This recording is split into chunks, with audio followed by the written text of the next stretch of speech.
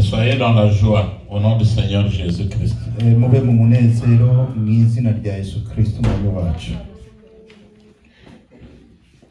Le thème de ce soir, Umutwe w'inyigisho y'uno munsi je l'ai intitulé nayiwise beauté intérieure, beauté extérieure. ubwiza bw'imbere, ubwiza bw'inyuma. La beauté que nous voyons de la personne est la beauté du cœur, deux beautés. Ubwiza ubu tubona bw'umwana w'umuntu n'ubwiza bw'umutima, ibice bibiri. Yesu ashimwe. Amen. Yesu ashimwe.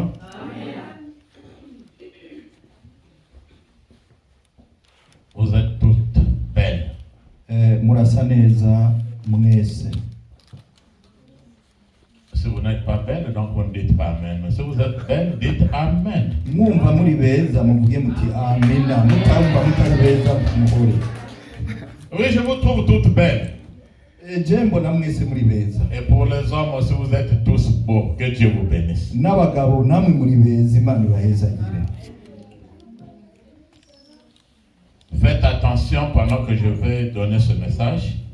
Mutega amatwi mu mwanya tuzoba turiko turavuga ubutumwa. Celui qui va saisir l'opportunité, quelque chose va se passer dans sa vie aujourd'hui. Uza kwakira hari ikintu kiza gukoreka mu buzima bw'uno munsi. Le Saint-Esprit ne nous donne pas de message n'importe comment. Mpwemu w'Imana ntabwo aduha ubutumwa cyangwa atubwire avangavanze. Et la parole de Dieu ne peut pas sortir et repartir sans produire des effets positifs. Kandi ijambo ry'Imana ntirishobora kusohoka ngo risubire inyuma ridakoze iciza. Nous allons écouter le premier texte Reka twumve igisomwa ca mbere qui est dans Ésaïe chapitre 53, kiri muri Yesaya igice ca 53 le verset 2 à 5. kuva ku murongo wa kabiri gushika ku murongo wa gatanu. Ésaïe 53, 2 à 5. Yesaya 53 kuva ku murongo wa kabiri gushika ku murongo wa gatanu. Ndasoma mu izina rya Yesu. Amen.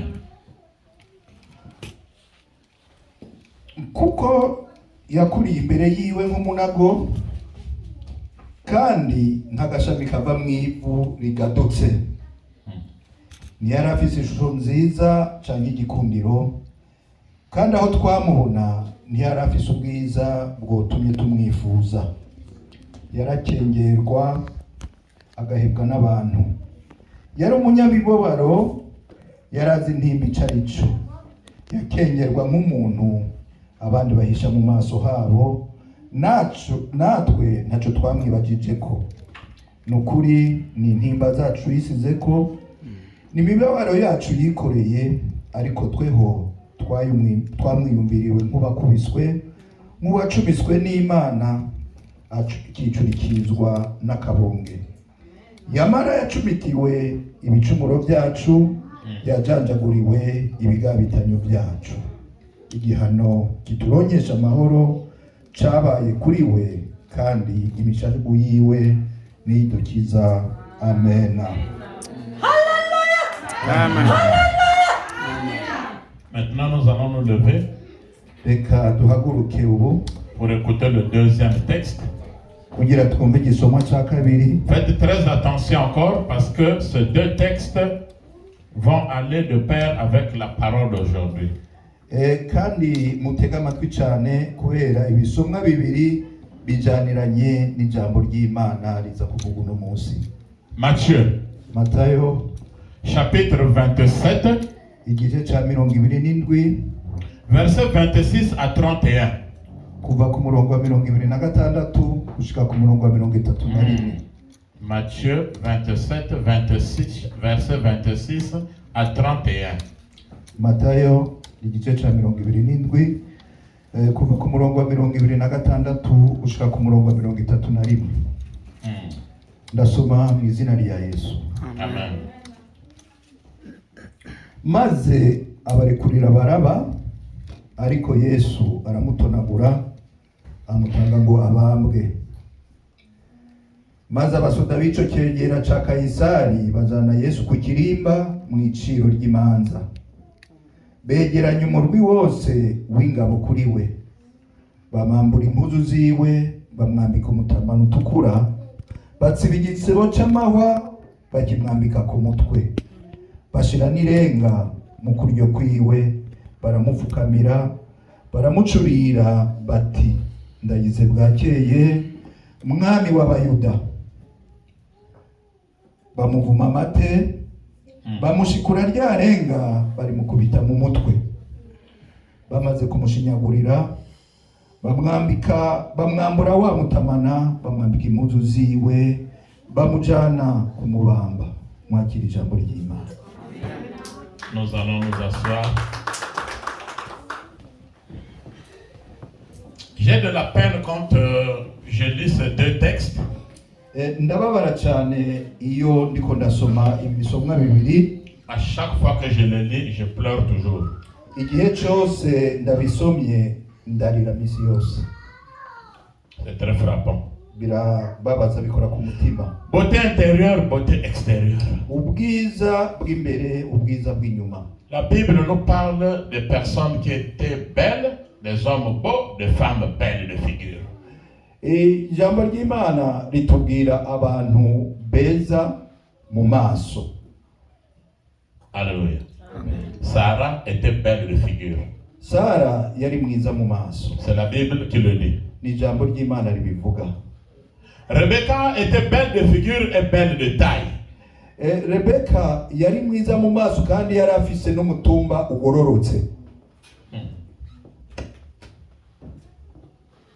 Rachel était belle de figure et belle de taille. Kandi na Rachel yari mwiza mu maso akagira n'ikimero ciza. La reine Vashti était belle de figure. N'umwamikazi Vashti yari mwiza akongera akagira n'ikimero ciza. Esther Adassa était belle de figure et belle de taille. Na Esther Adassa nawe yari mwiza mu maso akongera akagira n'ikimero ciza. Dieu soit sur moi. Amen. Mais c'est très bien. Vous aussi vous êtes belle de figure et belle de taille. Namwebwe muri beza mu maso mukagira n'ikimero ciza.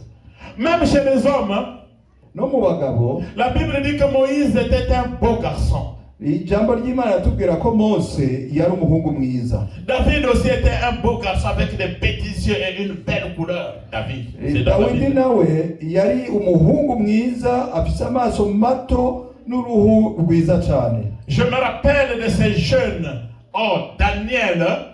Ndibuka kandi abasore harimo Danieli. Et ses trois compagnons, ses trois amis. Na za nshuti ziwe zitatu. Dont on avait forcé les noms.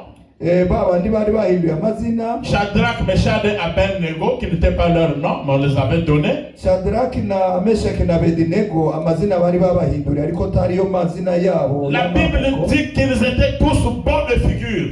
Ijambo ry'Imana ritubwira ko nabone bari beza mu maso.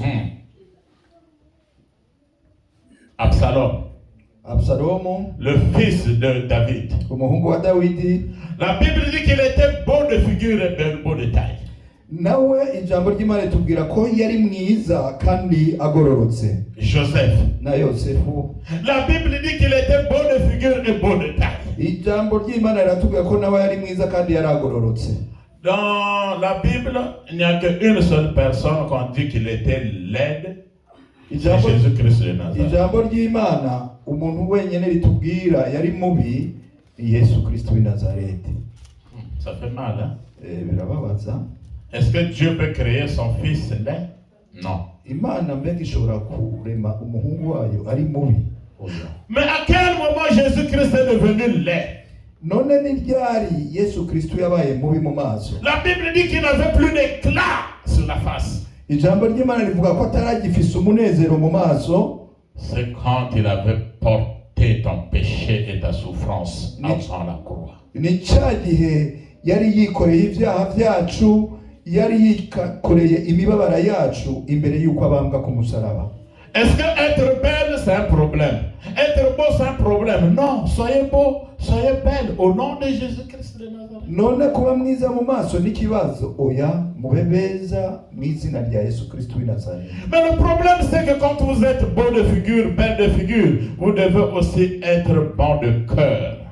Ariko icy'ingenzi nuko niwaba uri mwiza mu maso, ugororotse umubiri, ni byiza nuko ugororoka ku mutima ukaba mwiza no ku mutima. Rachel était belle de figure.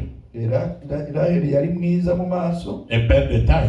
kandi afise n'umubiri ugororotse. Mais le problème chez Rachel, c'est qu'elle était une voleuse. Ariko ikibazo nuko yari umusuma. Vous le savez? Murabizi? Elle avait volé les téraphimes de son père, donc les dieux de son père. Yari yivye ibigirwamana vya se. Elle va avec son mari Jacob Abijana n'umugabo wiwe et sa sœur Léa. na mushiki we Leya. Mais elle a pris les téraphimes. C'était des dieux en bois, en la forme d'un homme. Il y a quand même des vols qui ne sont pas normaux. Comment tu peux voler un dieu et puis tu l'amènes avec toi? Ariko ibyo bigirwamana vyari bibajwe mu rubaho bimeze nk'abagabo ariko biteye agahinda. Mbega iki gigwamana urakiba ukagitwara. Belle de figure, Mwiza mu maso belle de taille, kandi agororotse umubiri wiwe usa neza mais avec un cœur mauvais. ariko umutima atari mwiza. La Bible dit que Rachel n'est pas arrivée à destination. Ijambo ry'Imana rivuga yuko Raheli atashitse, Elle est morte en route. yaguye mu nzira. Bien-aimé dans le Seigneur. Bakundwa muri Kristo. Si tu peux prendre 2 jours pour arranger tes cheveux, Ni waba ushobora gufata iminsi ibiri uri kurakora umushatsi si tu wawe, peux prendre 1 heure pour faire ta beauté, ni waba ufata isaha kugira ngo ukore ubwiza bwawe, est-ce que tu peux prendre 10 minutes, 1 heure, 2 heures du temps pour prier ton Dieu? mbega ni wowe ufata iminota 10-30 isaha canke abiri kugira ngo usenge Imana yawe? C'est celui-là le vrai problème. Ico nico kibazo ca mbere. Jésus-Christ avait perdu l'éclat. Yesu yari yataye ubwiza. Je connais quelqu'un qu'on appelle Moïse. Nzi umuntu yitwa Mose, Quand il est allé croiser Dieu, aho yagenda kubonana n'Imana, il revenait, descendait de la montagne. yagarutse ava ku musozi. La Bible dit que sa face rayonnait, il y avait l'éclat. Ijambo ry'Imana itubwira ko mu maso hiwe hakayangana. Les gens commençaient à admirer sa face. Oh, qu'il est beau. Oh, Moïse, qu'il est beau. Et Moïse, qu'est-ce qu'il a fait? Il s'est dit non. Ces gens-là se sont trompés. Au lieu d'attendre ce que je veux leur dire de la part de Dieu, ils admirent ma face. Batanguye bavuga ati Mose yabaye mwiza. Ariko Mose abyumvise aravuga ati hari ikibazo. Aba bantu hakurindira ko ndababwira icyo Imana yabwiye, batanguye gushima ubwiza bw'umubiri wanje. Il a pris le voile. Afata igitambaro, Il se couvert sa face. aranyegeza mu maso. Bien-aimés dans le Seigneur, Bakundwa muri Kristo, couvrez-vous vos belles faces avec le sang de Jésus-Christ de Nazareth. munyegeze ubwiza bwanyu n'amaraso ya Yesu Kristo w'i Nazareti. Couvrez-vous vos belles faces avec la sanctification au nom de Jésus. Ubwiza bwanyu bw'inyuma mubunyegeze n'ukwezwa. Car Dieu n'a pas besoin de ta beauté physique, Kuko Imana ntabwo ikeneye ubwiza bwawe bw'umubiri, mais il a besoin de ta beauté du cœur. ikeneye ubwiza bwawe bw'umutima. Yesu ashimwe. Et nous allons partir d'Absalom à Joseph. Reka tuve kuri Abusalomu tuje kuri Yosefu. 2 Samuel chapitre 14. Samueli wa kabiri igice cya 14. 2 Samuel 14. Samueli wa kabiri igice cya 14. Verset 24 à 25. Kuva ku murongo wa 24 n'uwa 25. 2 Samuel 14, 24 à 25 nous dit quoi? Samueli wa kabiri igice cya 14 umurongo wa 24 n'uwa 25. Mu izina rya Yesu. Amen. Maze umwami aravuga ati nasubire mu rugo rwe ariko ntazanshigera. Nuko Abusalomu asubira mu rugo rwe ntiyabonana n'umwami. C'est sûr? Retire-toi de moi. 25 aussi. 24 à 25. Kandi mu Bisirayeli bose nta washimwaga nka Abusalomu kubw'ubwiza bwe. Voilà. Uhereye mu bworo bw'ikirenge ukageza mu gihorihori nta nenge yamubonekagaho. Amen. Amen. Donc tout Israël ne veut pas un garçon beau comme Absalom. Israeli yose nta musore yari ifise ari mwiza nka Abusalomu. La Bible dit qu'il n'avait pas de tache de la tête jusqu'à la pointe de pied. Il n'avait pas de tache. Ijambo ry'Imana itubwira ko atagira agasembwa kuva ku mutwe gushika ku kirenge. Mais bien aimé dans le Seigneur, Ariko bakundwa muri Kristo, il était habillé. Il avait des habits avec lui. yari yambaye. Comment les gens ont su qu'il n'avait pas de taches sur son corps? ni gute abantu bamenye yuko atagira agasembwa, atagira n'agacafu na kamwe ku mubiri wiwe? 2 Samuel. Samuel wa kabiri Chapitre 16. igice cya 16 Verset 21 à 22. kuva ku murongo wa 20. Vous allez entendre la suite et le pourquoi. Dushaka twumve ibikurikira n'igituma. 2 Samuel chapitre 16 verset 21 à 22. Samuel igice wa kabiri igice cya 16 umurongo wa 21 n'uwa 22. Ahitofeli abwira Abusalomu ati taha ku nshoreke za so yasize mu rugo, maze Abisirayeli bose bazamenya ko wazinutswe so cyane. Nuko abazaba bari kumwe nawe bose, reka mbone, nuko abazaba bari kumwe nawe bose bazahama bakomere. Nuko babambira Abusalomu ihema hejuru y'inzu. Abusalomu aherako ataha kuri izo nshoreke za se, Abisirayeli bose babireba.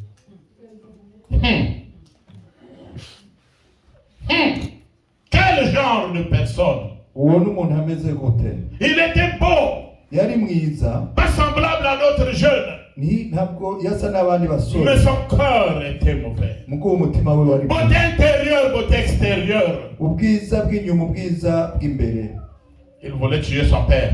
Yashaka kwica se. Son père c'était David, Ise yari Dawidi, un enfant qu'il a mis au monde. umwana yibyariye. Mais il change, il veut maintenant tuer le père pour prendre le pouvoir. Ariko arahindura, ashaka kukwica se kugira abe ari watwara. Bien-aimés dans le Seigneur, Bakundwa mu Mana, vous qui avez les enfants, mwebwe mufise abana, il faut bien surveiller l'entourage de vos enfants et les copains et les copines de vos enfants. Parce que les personnes qui les entourent peuvent les communiquer avec de mauvais conseils, les contaminer avec de mauvaises choses. mutegerezwa kuraba neza abana banyu, kubera yuko abantu babakikuje bashobora kubonona kubera kubahanura nabi, kubagira inama nabi. On nous conseille, on dit, vas-y sortir avec toutes les concubines de ton père. Et il est content. Quelqu'un qui veut être roi, il va sortir avec les concubines de son père. Toutes les concubines de son père. Baramushuka baramubwira ngo genda uryamane n'inshoreke zaso. Umuntu yashaka kuba umwami, nawe aremera agenda kuryamana n'inshoreke zaso. La Bible dit que c'était publiquement devant tout le monde. Ijambo ry'Imana ritubwira ko yabikoze imbere y'abantu bose. Comme un chien. Comme un animal. C'est là où les gens avaient vu qu'il n'avait pas de taches dans son corps. Aho niho bantu babonye yuko atagasembwa atanakantu na atani inkovu yarafise ku mubiri wiwe wose. Oui, mais est-ce que cette nudité avait encore de valeur? Une nudité que tout le monde avait déjà vue. Ariko ubwo bwambure bwiwe bwari bugifise agaciro, ubwambure abantu bose babonye. Vous connaissez la suite d'Absalom? Murabizi byakurikiye kuri Abusalomu. C'était même pas quelqu'un qui l'avait tué, c'était la forêt qui l'avait tué. Ntabwo ari n'umuntu yamwishe, yishwe n'ishyamba. Si nous partons maintenant vers un jeune qu'on appelait Joseph. Tugiye naho ngo turabe umusore yitwa Yosefu. Genèse chapitre 39 verset 6 à 10 nous dit quoi? Itanguriro igice cya 39 umurongo wa 6 gushika ku murongo wa 10. Ouvrez vos Bibles. Mugura Bibiliya zanyu. Vous devez lire la Bible, bien-aimés dans le Seigneur. Ijambo ry'Imana bakundwa. Genèse chapitre 39 verset 6 à 10. Itanguriro igice cya 39 umurongo wa 6 gushika ku murongo wa 10.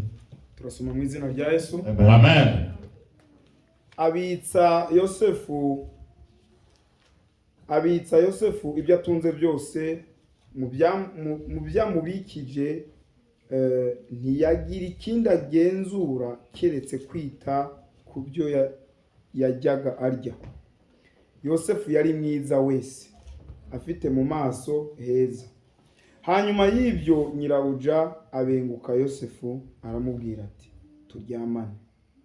Maze ariyangira abwira nyirabuja ati dore databuja ntangenzura ibyo mubikiye byose mu rugo, ndetse ambikije ibyo atunze byose. Muri uru rugo nta wurundutamo, kandi ntacyo yasize ngo akinyime keretse wowe, kuko uri umugore we. None nabasha nte gukora icyaha gikomeye gityo ngacumura ku Mana? akajya abibwira Yosefu uko bukeye ntamwumvire ngo aryamane nawe cyangwa abane nawe. Jusqu'à 10. Yes, ashima. Yes, ashima. La Bible dit que Joseph était beau de figure, beau de taille, c'est ça, non? Ijambo ry'Imana ratubwira ko Yosefu yari mwiza haba mu maso haba no mu kimero ciwe. Yes, ashima. Amen. Il y a une femme qui regardait la télévision avec son mari. Hari umugore yariko araraba televiziyo n'umugabo wiwe. C'était le concours de Miss. Bariko baragira ryahiganwa ry'ubwiza. Oh, la femme a dit, oh, cette jeune fille est belle, voilà comment elle est mince, qu'elle est jolie, hein? Umugore aravuga ati dore ujya mukobwa ni mwiza araba ukugene ari muto kandi afise n'uburanga. Le mari a dit non, non, non, ne faut pas dire ça. Umugabo aramubwira ati ntuvuge ivyo. La femme dit oui, moi je suis toute grosse là, vraiment c'est pas bien.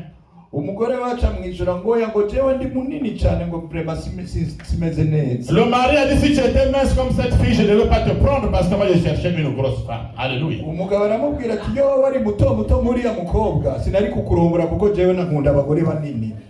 Et le monsieur a dit à la femme, toi tu es la meilleure miss du monde. Alléluia. Wa mugabo abwira umugore ati ni wewe munyaburanga cyane niwe miss wa mbere ku isi. Bien aimé le Seigneur, la meilleure miss du monde c'est ta femme. Bakundwa rero umumisi wa mbere ku isi umwiza wa mbere ku isi ni umugore wawe. Le plus beau des hommes c'est ton mari de la maison. Umuhungu nawe mwiza wa mbere ni umugabo wawe mu bana. Oh, on dit que Joseph était beau de figure et il avait une belle taille. Quelle est la taille qu'on a écrite dans la Bible? 2 mètres? Non. Ariko baravuga bati Yosefu yari mwiza mu maso kandi yari afise n'igikune n'umutumba mwiza igihagararo ciza. None nimumbwire ni kihe gihagararo ciza cyanditswe muri Bibiliya? Ni metero imwe nizingahe? Oh, Rachel était belle de figure et belle de taille. Quelle taille? Et lancée courte, c'est toujours la taille. Alléluia. Naraheri bavuga ngo yari mwiza ngo yari agororotse umutumba wari ugororotse. None ubwiza umutumba mwiza n'uyuwe muremure mugufi ko byose ari mitumba. 2 personnes marchaient ensemble. Abantu babiri c'était des amis. Ari inshuti dans mon pays. Mu gihugu iwacu. C'est une histoire vraie. Ni ibintu byabaye. L'autre était court. Umwe yari mugufi. Et l'autre était élancé. Uyundi yari muremure. Bon, pas comme moi le papa François, quand même moi aussi je suis si kimwe na jewe na papa François kuko nanje ndi muremure. Yes, c'est moi. Amen. Et le monsieur l'insultait tous les jours son ami, tu es court comme Zaché. C'est comme il avait même vécu autant de Zaché. Wa muntu yamubwira ngo uri mugufi nka Zakayo uri mugufi nka Zakayo umenga yari yarabayeho mu gihe cya Zakayo. Et l'ami lui a dit, moi c'est Dieu qui a voulu que je sois court, toi je sois élancé. Où est le problème? Inshuti biramubwira ati rero Imana niyo yabishatse ko mba mugufi nawe wa muremure none ikibazo kiri he? Et chaque fois il commençait à emmerder son ami. Igihe cyose rero yaguma mugora mumena amatwi. Les événements de guerre sont arrivés dans mon pays. Igihe kimwe rero intambara iratera hariya mu gihugu iwacu. Comme c'était des amis inséparables, kubera ko bari inshuti zamana igihe cyose. Ils ont commencé à marcher pour fuir la guerre. Batangura guhunga ya ntambara. Le court était devant. Wa undi mugufi yari imbere. Et le lancé derrière. Wa undi muremure ari inyuma. Il a entendu l'autre crier. Yumva wa undi akomye induru ati ya. Son ami est tombé. Ya nshuti yiwe iragu. Le lancé là est tombé, il est mort. Wa undi muremure aragwa arapfa. Il a commencé à pleurer l'ami. Mais au temps de guerre, tu dois partir. Atangura kuririra inshuti yiwe ariko nyene ni mu gihe cy'intambara ategezwa kugenda. La guerre est finie. Intambara imaze guhera. Vous connaissez son témoignage à l'église? Murazi ubuhamya yavuze mu rusengero. Il dit je bénis le Seigneur. Ati ndashima Imana. Yes, ashimwe. Amen. Il dit je bénis le Seigneur de ce que je suis court. Ndashima Imana kubera ko yangize mugufi. Yes, ashimwe. Amen. Il dit je marchais avec mon ami. Ati nariko nagenda n'inshuti yanjye. La balle est passée sur ma tête. Ati urusaso ruca hejuru Si yanjye. j'étais lancé, yoba nari muremure. je serais le premier à mourir. Bitewe nari gupfa ubwa mbere. Mais comme j'étais court, ariko kubera ko ndi mugufi. mon ami qui était derrière moi parce qu'il était lancé. Inyuma yanjye niwe yapfuye ko yari muremure. Donc je bénis le Seigneur de ce qu'il m'a donné une taille courte. Alléluia. Ati ariko rero ndashima Imana kubera yuko yamaye ubugufi. Alléluia. Gros, munini, élancé, muremure, mince, muto, court, mugufi. Nous n'avons pas besoin de ça. Jésus-Christ a besoin de vos cœurs et non de vos tailles ou de vos grosseurs. Alléluia. ntabwo bikenewe kuko Yesu ntabwo akeneye umutima wanyu, akeneye imitima yanyu. Oui, pendant la guerre, je voyais des gens qui étaient lancés, qui se courbaient parce qu'ils craignaient qu'on le voie de loin. Le cours marchait tranquillement. Nibyo mu ntambara nabona barebare bagenda bunamye kugira ntibababone, ariko bagufi bagenda biboroheye. Même dans la voiture qui est très basse, celui qui est lancé doit d'abord se courber pour rentrer, mais le cours il rentre tranquillement. No mu muduga mugufi, mu modokari muremure abanza kuvuna umugongo, ariko mugufi yinjira mu byoroshye. Mais le lanceur c'est important. Ariko n'abarebare nabo barakenewe. Le pasteur François venu me voir à la maison. Pasteur François araje kundaba muhira. Il m'avait amené un grand calendrier de l'année 2022. Yari yanzaniye kalendriye nini y'umwaka w'ibihumbi 2022. Comme je suis court, j'ai voulu monter sur la chaise pour mettre. Kubera ko ni mugufi nashaka kurira ku ntebe kugira ndayishime. Dans le pasteur a dit non, donne-moi ça, je vais mettre. Il a fait seulement ça, il a mis. Acambwira ati reka ndayimpe ndayigushirire. Yesu ashimwe. Kujya gusayisira. Yesu ashimwe. Yesu ashimwe. Murao. Donc c'est important le cœur de la personne, c'est pas la taille qui compte. Igikenewe n'umutima w'umuntu, ntabwo ari uburebure cyangwa ubugufi. Joseph était beau. Yosefu yari mwiza. La femme commença à chercher Joseph. Wa mugore yatangura kurota. La Bible dit que c'était tous les jours. Ijambo ry'Imana rivuga ngo yari misi yose. La femme de Potiphar. Umugore wa Potifari. On nous avait dit la fois dernière ici que la femme de Lot s'appelait qui? Batubwiye ubuheze ko umugore wa Lot yitwa nde? La femme de Lot s'appelait Ado. Umugore wa Lot yitwa Ado. Ou Edith. Cyangwa Edita. Ce n'est pas dans la Bible. Ntabwo ari muri Bibiliya. Mais c'est dans les traditions des Juifs. Ariko biri muri mu ndonda kahise k'Abayuda. Qui connaît le nom de la femme de Potiphar? Ninde azi izina rya muka Potifari? Qui peut me donner le nom de la femme de Potiphar? Izina rya Potifari. La femme de Potiphar s'appelait Zuleika. Umugore wa Potifari yitwa Zuleika. Zuleika. Cette Zuleika-là n'essayait pas de donner le nom aux enfants, car c'est la première femme qui avait voulu violer un homme. Iryo zina Zuleika nimuze muri abana banyu kubera niwe mugore wa mbere yashatse gufata umugabo ku nguvu. J'entends seulement les problèmes. Ah, des hommes ont violé des femmes là-bas. Mais une femme violait un homme. Zuleika, elle voulait le faire avec Joseph. Nama numva abagabo bashaka gufata ku nguvu abagore, ariko umugore yafashe umugabo ku nguvu. Zuleika we yarabigerageje. Que tu es très beau. Pour toi et moi aujourd'hui, les jeunes d'aujourd'hui, tu devais penser que c'est une chance à sortir avec la femme de mon chef. C'est qu'elle va me gâter, elle va me donner beaucoup de nourriture, elle va me donner beaucoup de l'argent. Nous nous rabaissons pour des petites choses. Jésus-Christ a besoin de bons cœurs et non de beaux visages. Iyaba abasore buno munsi bari yari kucavuga ati ngira ndiyamane n'umugore wa databuja azomfata neza, azompa amafaranga, azompa ibiryo, azongirira neza, ariko turiyonona, turishira hasi kubw'ibintu bito kuko Yesu Kristo akeneye imitima yacu. Vous voyez le comportement d'Absalom? Murabona inyifato uko yigenza Absalom. C'est différent du comportement de Joseph. Bitandukanye cyane n'ukugene Yosefu yigenza. Car Absalom ressemblait à son chef, le diable Satan. Kubera ko Absalomu yasa na shebuja ariwe Satani. Mais Joseph c'était le prototype de Jésus-Christ de Nazareth. Ariko Yosefu yasa na mwami Yesu. Il a dit mon chef ne m'a rien fait du mal. Abwira wa mugore ati databuja nta kintu na kimwe kibi yigeze agirira. Et pire encore, il dit je crains Dieu. Est-ce que tu peux répéter là-bas? Je crains Dieu. Répète ça fort. Ikirenzeho yamubwiye ati ntinya Imana. Mbega uri nawe wovuga ati ndatinya Imana. C'est pas fort. Je voudrais que vous répétez cela très fort. Je crains Dieu. Dites cela fort.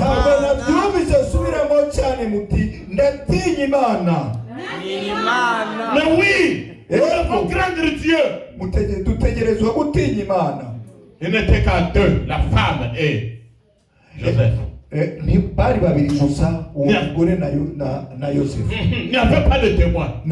Vous pouvez vous retrouver à deux. mushobora kuba muri babiri, mais l'œil de Dieu est sur toi. ariko ijisho ry'Imana riri kuri wewe. Joseph avait fui l'œil de Dieu. Yosefu yatinye ijisho ry'Imana. Il savait que si je le fais, Imana est en train de me regarder. Yarabizi ko niyabikora Imana iri kwiramuraba. Il avait préféré enlever son habit et fuir. Nta kindi yakoze yakuta yaretse impuzu yiwe arahunga. Joseph n'a fait que respecter ce qui est écrit dans Corinthiens. Yosefu rero yubahirije ibyanditse mu Bikorinto. La Bible dit résister au diable. Ijambo ry'Imana rivuga ngo tugwanye Satani. Résister à la tentation. Tugwanye ukugeragezwa. Mais quant à l'impudicité, la parole de Dieu déclare, fuyez l'impudicité. En lingala on dit, Kamatambangu, devant l'impudicité vous devez fuir. Ne résistez pas, fuyez. C'est pour cela que Joseph avait fui. Ariko iyo ageze ku busambanyi, ijambo ry'Imana rivuga ngo murinde ngo mubugwanye, rivuga ngo uhunga. Jeune fille d'aujourd'hui. Les jeunes filles d'aujourd'hui, les jeunes garçons, ne regardent pas le garçon pour dire tu es beau. Peut-être que c'est un bandit dans son cœur. Tu ne vois pas son cœur.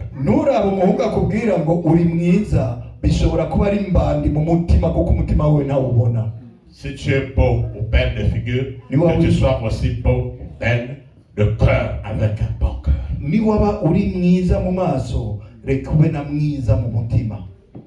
La femme était déçue.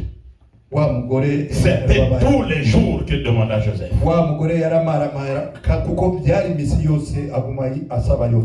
Qu'est-ce qu'on appelle ça en français? Les propositions. Proposition te propose.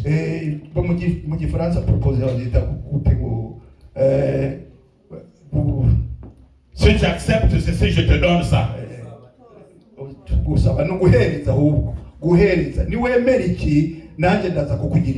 Amen. Amen. Que Dieu te bénisse. Alléluia. Amen. Alléluia. Amen. Combien de femmes sont tombées devant des propositions? Je veux te rehausser au travail. Si tu sors avec moi, ça c'est le chef. Et tu vois quelqu'un qui va sortir avec son chef pour qu'elle puisse avoir un bon poste. N'abagore bangahe baguye kubera ibyo bari bashaka kubera ibyo babemerera ibyo bashaka kubahereza ni wemera ibi nanjye nzokugirira ibi nzoguha akazi keza uzoronka amafaranga meza akaca byemera akaryamana na cebuja. Tu vas chercher le boulot, la personne te dit avant que te donne le boulot tu dois d'abord sortir avec moi. Mais tu as fléchi tes genoux devant le diable. Ugiye kurondera akazi wa undi urondera ko akazi akakubwira ati tubanza kuryamana imbere yuko uronka akazi ubyemeye uba wapfukamiye Satani. En Europe ici les iPhone là vont vous tuer les jeunes filles. Nubwo Iburaya za iPhone abakobwa zizohava zibi. iPhone 14 est sorti. Si tu veux de moi, achète-moi d'abord le iPhone. Je tombe devant. iPhone 14 yasohotse niba undondera ubanza ungurire iPhone nukuvuga waheje gupfukamira Satani. Combien de personnes ont abandonné leur foi, des chrétiens, qui sont partis pactiser avec le diable, parce qu'on lui a dit si tu veux trouver un bon boulot, il faut rentrer dans la loge. Il réfléchit, il dit ah, il y a des enfants qui souffrent là-bas, finalement il devient un franc-maçon. N'abakristo bangahe bataye bavuye mu byo kwizera bakagenda gupfukamira Satani bakababwira ati niba ushaka akazi keza nugende gusenga hariya mu bigirwamana akagenda yahora ari umukristo ugasanga yabaye mu franc-maçon. En Afrique, j'avais vu beaucoup des élèves, des filles et des étudiantes qui sont sortis avec des professeurs pour avoir des points, pour passer en classe supérieure. Mais nombreuses de ces filles-là sont maintenant assises, n'ont même pas de travail. C'était des idiotes. Muri Afrika nawoye cyane abakobwa mu mashure imbere y'ukunguruzwa baryamana n'abigisha babo ariko bo bose munyuma usanga bicaye kubera iki babaye ibijuju.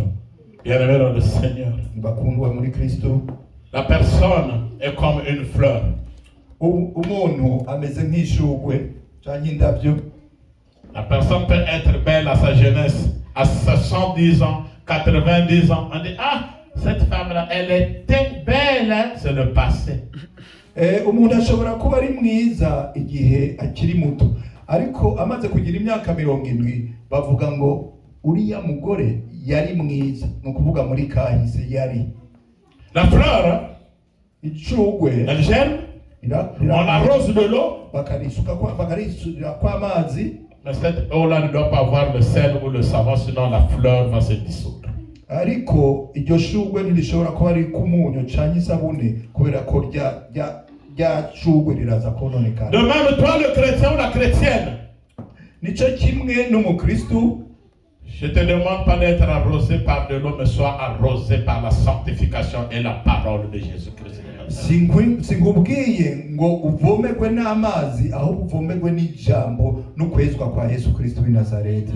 Alléluia. Amen. Alléluia. Amen. Vous savez que même le diable de Satan, murabizi ko na Satani quand il était Lucifer, igihe yarari Luciferi, il était beau. yari mwiza. C'est pas le diable que vous voyez avec les queues, il était beau.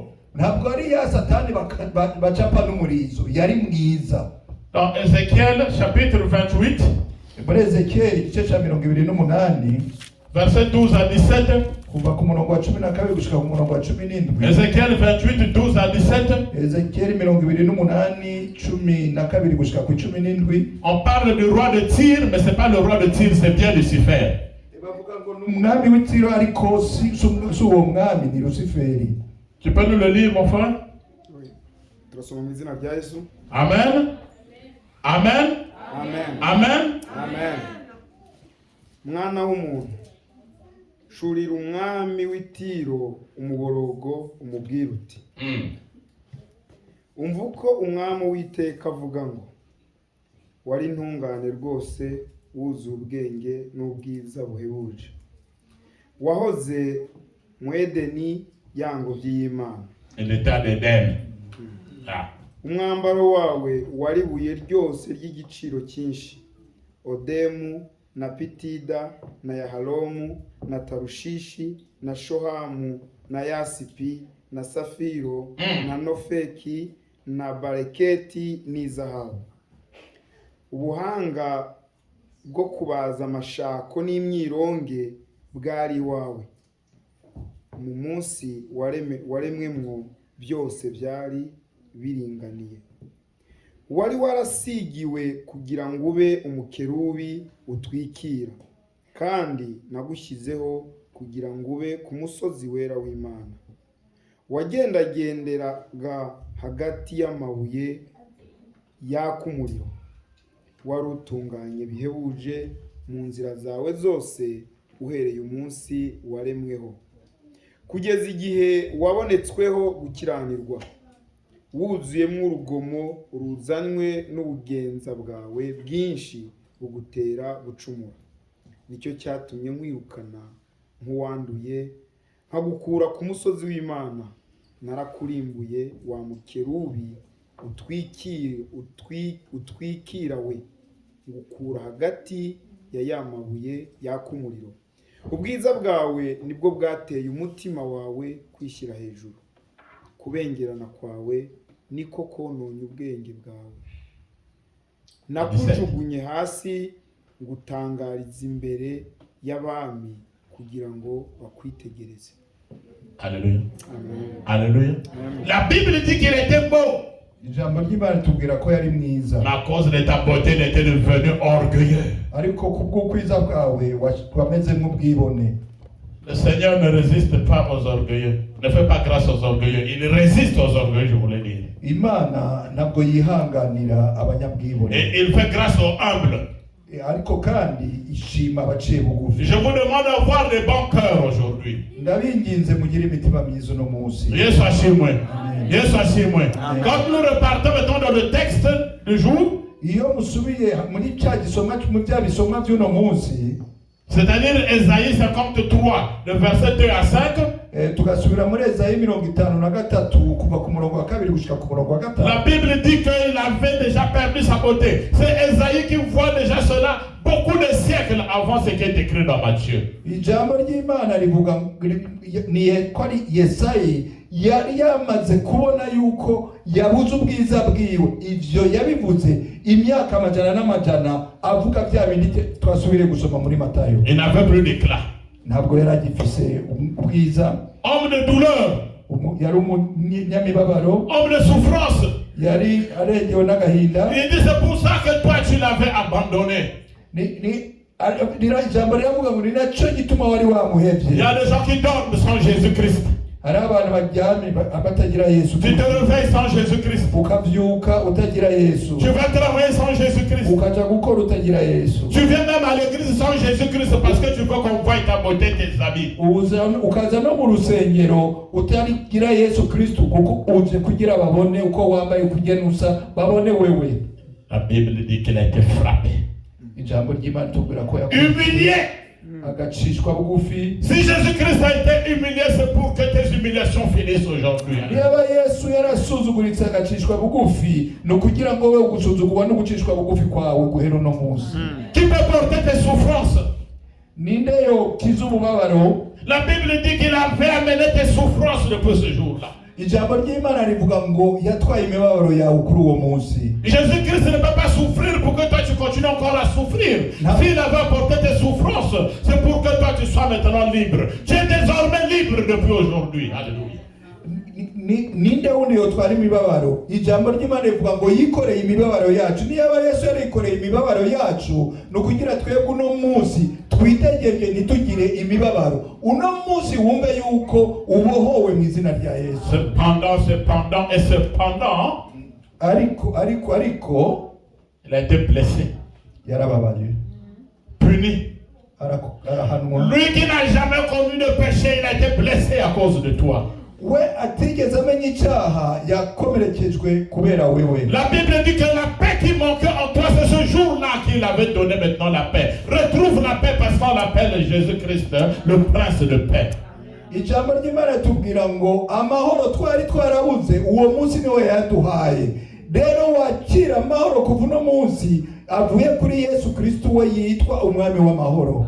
Bien-aimés dans le Seigneur, bakundwa muri Kristo, entre vous les amis, hagati ya inshuti, dans l'église, mu rutorero, dans des familles, no mu miryango, la Bible dit rechercher la paix avec tout le monde. Ijambo ry'Imana ritubwira ngo tugire amahoro na bose. Si Jésus-Christ a souffert pour cette paix, toi déclare la paix avec tes amis. Niba Yesu yarababaye kugira ayo mahoro aboneke, nawe tanga amahoro hagati mu nshuti zawe. La Bible dit encore qu'il avait porté tes douleurs, kandi ijambo ry'Imana rirongera akatubwira ko yari yikoreye imibabaro yawe. Je ne sais pas si vous comprenez cela. Sinzi ko musobanukirwa n'icyo kintu. Qui a mal au dos, lève la main. Ninde ababara mu mugongo? Qui a mal aux mains, lève la main. Qui a mal au bras? Ubabara mu kuboko. Qui a mal à l'épaule, lève la main. Ubabara urutugu aduza ukuboko. Qui a mal, qui a des douleurs au niveau de l'estomac, lève la main. Nuri ko arabara mu nda aduza ukuboko. Lève bien ta main.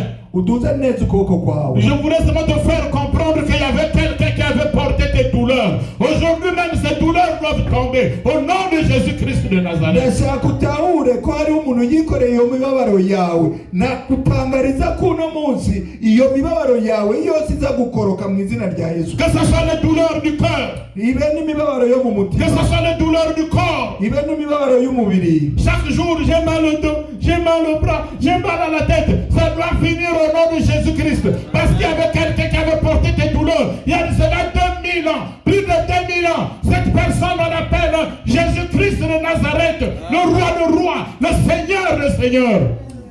Umunsi kira munsi uvuga ngo ubabara umugongo, ubabara mu nda, ubabara ukuboko, menya ko hariho umuntu ibyo byose yari yaravyikoreye kugira wowe bihere imyaka 2000 irenga imbere. Uwo muntu Yesu yitwa Yesu Kristo, umwami w'abami. Wakire ugukira mu izina rya Yesu Kristo. Et la Bible déclare ijambo ry'Imana riravuga que par ses meurtrissures, ko kubw'imishishago yiwe ibikomere. La Bible ne nous parle pas du passé que vous serez guéris. Ijambo ry'Imana ritubwira ngo hari kera ngo nibo bakize.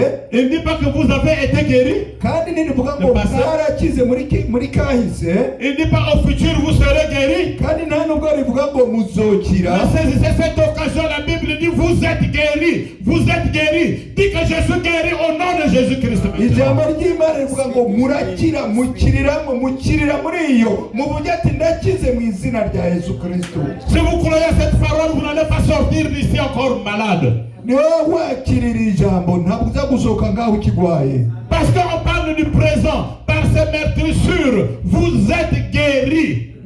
kuko ibyo avuga bivugwa muri kubu n'ubunyene mu mishishaku yaho niho dukirira ingwara. Ces meurtrissures, Il les avait eu où? yayikuye he? C'est ce que nous avons lu dans Matthieu chapitre 27. On a lu ça. Nivyo twasomye muri Matayo igice cya 27 Versets 26 à 31. On lui avait frappé. On lui a frappé. baramukubise. On lui a couvert, pas porté, couvert d'un manteau écarlate.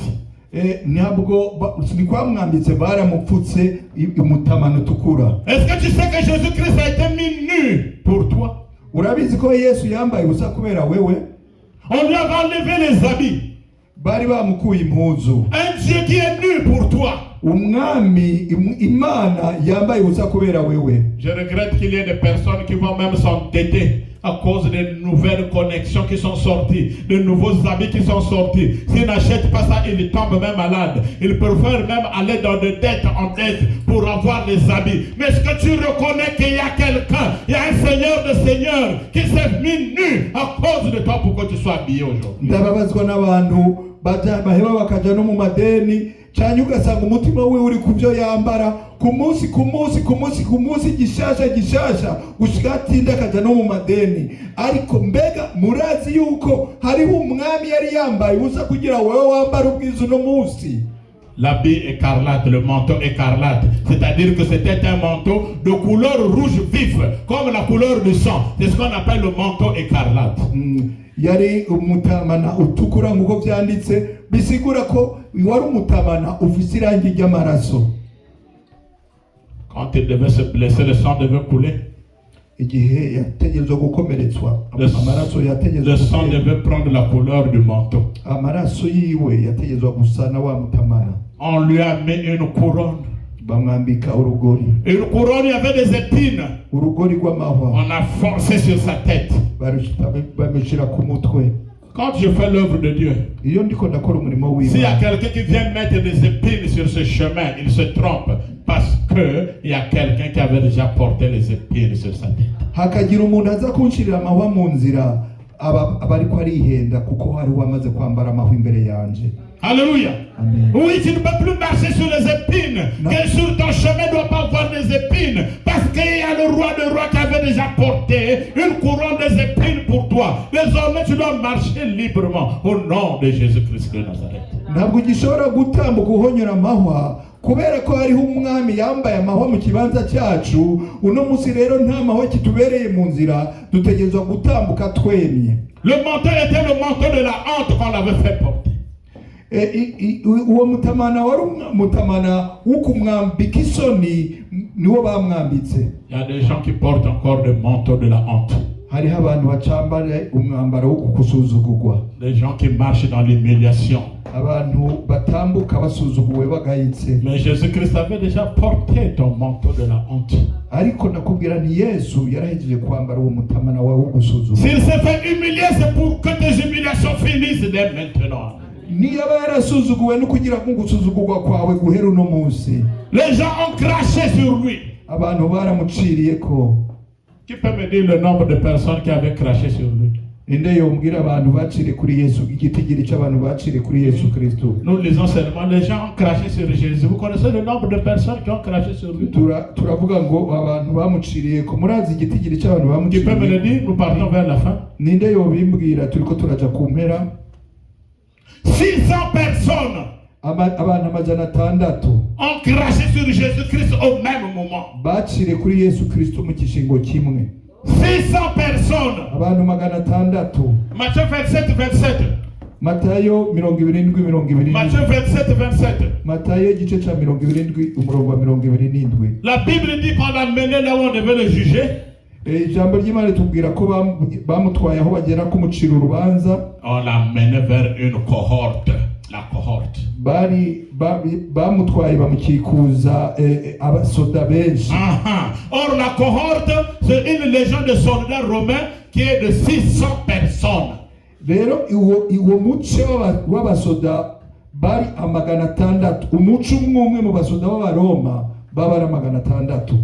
Il n'y a rien de plus vilain, même si ton mari t'aime, ta femme t'aime. S'il crache sur sur ta face, je pense qu'il aura des problèmes même pendant 10 ans. Ça sera difficile vraiment d'accepter ce pardon.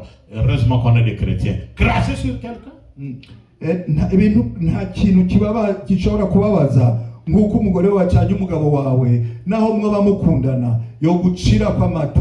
Sinibaza ko imbabazi ziza byihuse, ariko dushima Imana ko turi abakristo tudaciranako. Ce sont les crachats de 600 personnes. Ariko guci abantu 600 kugucirako. Vous voyez là où Esaïe dit qu'il n'y avait plus un regard. On ne pouvait pas le regarder parce qu'il y avait des crachats de 600 personnes sur Jésus-Christ. Pour que toi tu sois sauvé aujourd'hui. Aha niho Yesaya avugira ko yari mubi kubona kubera yuko yari amacandwe canke ibikoko by'abantu 600 yari bise kubona. Oui, de l'autre côté il sanglotait, le sang coulait. Kandi mu kurundi ruhande yari ko aravana amaraso. Et on continue à le fouetter. Où? Pas aux pieds, pas aux bras, mais on tapait où? Sur sa tête. Kandi bakomeza kumukubita, ntabwo bamukubita ku mutumba canke ku maguru canke ku maboko, bakubita ku mutwe. Pourquoi on le tapait sur la tête? Kuki bakubita ku Parce mutwe? que Jésus-Christ est la tête de l'église. Kuko Yesu ari umutwe w'itorero. Alléluia. Amen. Oui. La Bible dit que nous sommes la tête et non la queue. Je vous donnerai ce message d'ici peu de temps. Ijambo ry'Imana rivuga ko tuzoba umutwe tutazoba umurizo. Ubwo butumwa nzobabwira vuba. Il fallait donc briser la tête de Jésus-Christ. Bategerezwa kumena umutwe wa Yesu. C'est là où il avait porté les blessures. Naho rero yikoreye imishishago. Il était devenu laid pour que toi tu sois beau aujourd'hui. Yahindutse mubi kugira we ube mwiza uno munsi. On lui avait enlevé les habits, il était devenu nu pour que tu portes les habits aujourd'hui. Bamukuye impuzu yambara ubusa kugira uno munsi we wambare. Quelle reconnaissance tu as envers Jésus-Christ aujourd'hui? None we umwitura iki uno munsi. Soyons reconnaissants. Turabereye kumwitura. Soyons reconnaissants. Birabereye ko tumwitura. Soyons reconnaissants. Birabereye ko tumwitura. Alléluia. Amen. Alléluia. Amen. Nous allons finir avec Matthieu. Reka turagirize muri Matayo Chapitre 12. igice cya 12 Verset 35 à 37. umurongo wa 35 gushika ku murongo wa 37. Matthieu. Matayo chapitre 12. igice cya 12 35 à 37. 35 gushika ku 37. Soma mu izina rya Yesu. Amen. Amen. Amen. Amen. Umuntu mwiza atanga ibyiza abikuye ku butunzi bwe bwiza. N'umuntu mubi atanga ibibi abikuye mu butunzi bwe bubi. Kandi ndababwira yuko ijambo ry'imfabusa ryose abantu bavuga bazaribazwa ku munsi w'amateka. Amagambo yawe niyo azagutsindishiriza, kandi n'amagambo yawe niyo azagutsindisha. Yesu ashimwe. Amen. Yesu ashimwe. Là où il y a ton bon trésor, ahari ubutunzi bwawe, c'est là où tu vas tirer des bonnes choses. buzokura ibintu byiza. L'homme bon tire des bonnes choses dans son bon trésor. Umuntu mwiza akunura ibyiza mu byiwe binyegeje. Or le bon trésor c'est ton cœur. Kandi ibyiza byawe n'umutima wawe. Une mauvaise personne umuntu mubi tire de mauvaises choses akura ibintu bibi dans son mauvais trésor. Son mauvais trésor c'est le cœur. muri bwa bubiko bw'ibibi bwiwe, kandi ubwo bubiko n'umutima. Au sortir d'ici aujourd'hui, niwasohoka ngaho no munsi, je veux qu'on puisse changer nos cœurs. ndashaka duhindura imitima yacu. Nous nous connaissons de face, mais nous ne connaissons pas de cœur. turazinanye ku maso ariko ntituzinanye ku mitima. Nous serons jugés par nos actes. tuzocibwa imanza ku bikorwa byacu. Or aussi là, on nous dit que nous serons jugés par nos paroles vaines. Ariko kandi hajya batubwira yuko n'amagambo yacu azoducira Vous urubanza. savez ce qui disloque l'église? Murabizi ivyo none itorero. Les gens se refroidissent dans les églises. Les gens deviennent froids dans l'église. Abantu iyo babonye bariko basubira inyuma mu itorero, Ce sont les mauvaises paroles. n'amajambo mabi.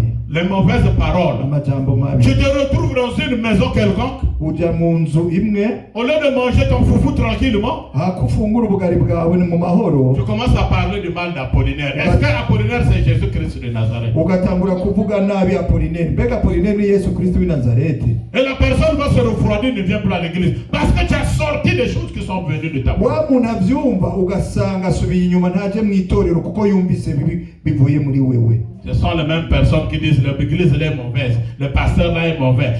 Donc il n'y a que toi qui es bien. Ni mwene abo bantu b'imvuzi bagenda bavuga ngo urusengero ni rubi, pastori ni mubi. Itorero rirashobora kubaho ritagira iciza. Nous serons justifiés par nos paroles. Tuzocibwa urubanza kubw'amajambo yacu. Et nous serons jugés, condamnés. La Bible dit condamnés par nos paroles. Kandi tuzocibwa kwiteka kubwo amajambo yacu. Je vous mets devant un miroir. Ndabashize imbere y'ikiyo. Pas le miroir qui est visible, Ariko ni kibi kiyo kiboneka. mais un miroir invisible. Ariko kibi kiyo kitaboneka. Et ce miroir invisible, c'est ta conscience. Kandi icyo kiyo kitaboneka n'umutima wawe. Si tu commençais, tu partais déjà de maison en maison, tu appelais les gens pour parler du mal des autres. Change ta manière de voir les choses. Arrange ton cœur. Parce que vous savez que les gens qui ont le mauvais cœur ne vont jamais hériter le royaume des cieux.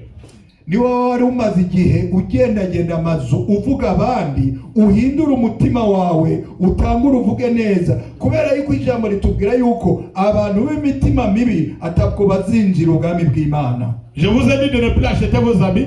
Sinababwiye ngo nimuzobe mukigura impuzu zanyu. Achetez vos habits. Mwigurire impuzu. Faites des beautés. Mwisige muse neza. C'est bien. Ni byiza. Mais arrangeons nos cœurs. Ariko dutunganye imitima. Yesu ashimwe. Amen. Imana ibahe sagere que Dieu vous. Amen.